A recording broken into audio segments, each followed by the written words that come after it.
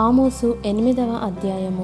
మరియు ప్రభువైన యెహోవా దర్శనరీతిగా వేసవికాలపు పండ్లగంప ఒకటి నాకు కనుపరిచి, ఆమోసు, నీకు కనబడుచున్నదేమని నన్ను అడుగగా, వేసవికాలపు పండ్లగంప నాకు కనబడుచున్నదని నేనంటిని. అప్పుడు యెహోవా నాతో సెలవిచ్చినదేమనగా, నా జనులకు ఇశ్రాయేలీయులకు అంతము వచ్చేయున్నది, నేనికను వారిని విచారణ చేయక మానను. ప్రభువైన యెహోవా సెలవిచ్చినదేమనగా, మందిరములో వారు పాడు పాటలు ఆ దినమున ప్రలాపములగును, శవములు లెక్కకు ఎక్కువగును, ప్రతి స్థలమందును అవి పారవేయబడును.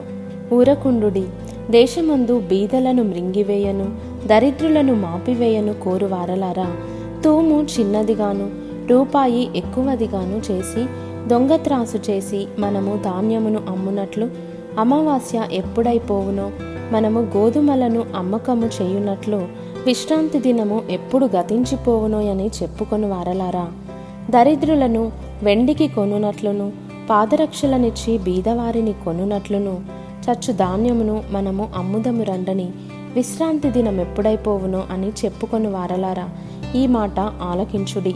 యాకోబు యొక్క అతిశయాస్పదము తోడని యెహోవా ప్రమాణము చేయునదేమనగా, వారి క్రియలను నేనెన్నడును మరువను. ఇందును గూర్చి భూమి కంపించదా? దాని నివాసులందరూ అంగలార్చరా? నైలు నది పొంగునట్లు భూమి అంతయు ఉబుకును. ఐగుప్తు దేశపు నైలు నది వలె అది ఉబుకును, మిస్రయీము దేశపు నది వలె అది అణగిపోవును. ప్రభువైన యెహోవా సెలవిచ్చినదేమనగా, ఆ దినమున నేను మధ్యాహ్న కాలమందు సూర్యుని అస్తమింపచేయుదును, పగటి వేళను భూమికి చీకటి కమ్మచేయుదును. మీ పండుగ దినములను దుఃఖ దినములుగాను, మీ పాటలను ప్రలాపములుగాను మార్చుదును. అందరినీ మొలల మీద గోనెపట్ట కట్టుకొన చేయుదును, అందరి తలలు బోడి చేసేదను. ఒకనికి కలుగు ఏకపుత్ర శోకము వంటి ప్రలాపము నేను పుట్టింతును. దాని అంత్యదినము ఘోరమైన శ్రమదినముగా ఉండును. రాబోవు దినములందు దేశములో నేను క్షామము పుట్టింతును.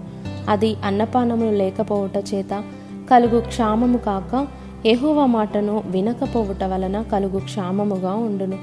ఇదే యెహోవా వాక్కు. కాబట్టి జనులు యెహోవా మాట వెదకుటకై ఈ సముద్రము నుండి ఆ సముద్రము వరకును, ఉత్తర దిక్కు నుండి తూర్పు దిక్కు వరకును సంచరించుదురు గాని అది వారికి దొరకదు. ఆ దినమందు చక్కని కన్యలును యవ్వనులను దప్పిచేత సొమ్మసిల్లుదురు. షోమ్రోను యొక్క దోషమునకు కారణమగు దాని తోడనియు, దాను నీ దేవుని జీవము తోడనియు, బెయేర్షెబా మార్గజీవం తోడనియు ప్రమాణము చేయువారు ఇకను లేవకుండా కూలుదురు.